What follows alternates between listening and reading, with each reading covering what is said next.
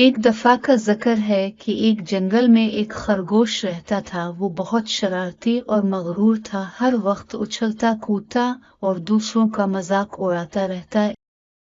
ایک دن وہ ندی کنارے پانی پینے گیا تو وہاں اس نے کچھوے کو دیکھا جو آہستہ آہستہ چل رہا تھا۔ اس نے اس کا مذاق اڑانا شروع کر دیا۔ اب یہ روز کا معمول بن گیا۔ خرگوش جب بھی کچھوے کو دیکھتا اس کا مذاق اڑاتا اور اسے سست ہونے کا طعنہ دیتا، اور کچھوا چپ چاپ سنتا رہتا۔ خرگوش کی ان باتوں کی وجہ سے کچھوا اپنی رفتار بڑھانے کا سوچنے لگا۔ ایک دن کچھوا ایسے ہی سوچوں میں گم تھا، ادھر سے خرگوش آن پہنچا اور اس کا مذاق اڑانے لگا۔ کچھوے نے اسے کہا کہ چلو ہم دوڑ لگاتے ہیں تاکہ پتہ چلے کون کتنا تیز رفتار ہے۔ اس کی یہ بات سن کے خرگوش کو بہت ہنسی اور وہ کہنے لگا تم میرا مقابلہ کیسے کر سکتے ہو؟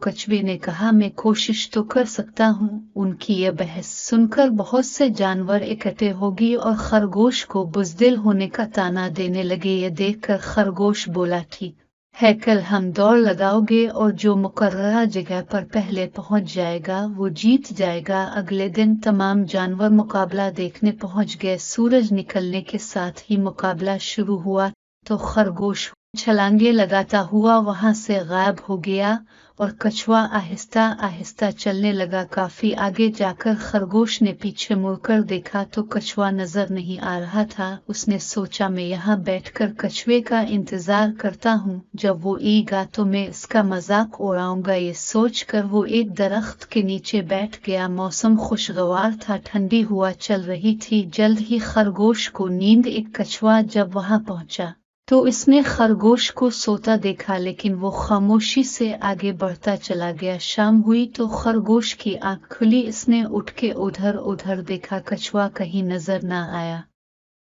تو وہ یہ سوچتا ہوا آگے بڑھا کہ کچھوا ابھی بھی پیچھے ہے۔ لیکن جب وہ مقررہ جگہ پر پہنچا تو وہ حیران رہ گیا کہ کچھوا مسلسل چلنے کی وجہ سے پہلے پہنچ چکا تھا۔ اب سب جانوروں نے اس کا مذاق اڑانا شروع کر دیا تو خرگوش کو اپنی زیادتی کا احساس ہوا۔ اس نے تمام جانوروں سے اور پھر کچھوے سے معافی مانگی، انہوں نے اسے معاف کر دیا اور پھر وہ سب مل کر ہنسی خوشی جنگل میں رہنے لگے۔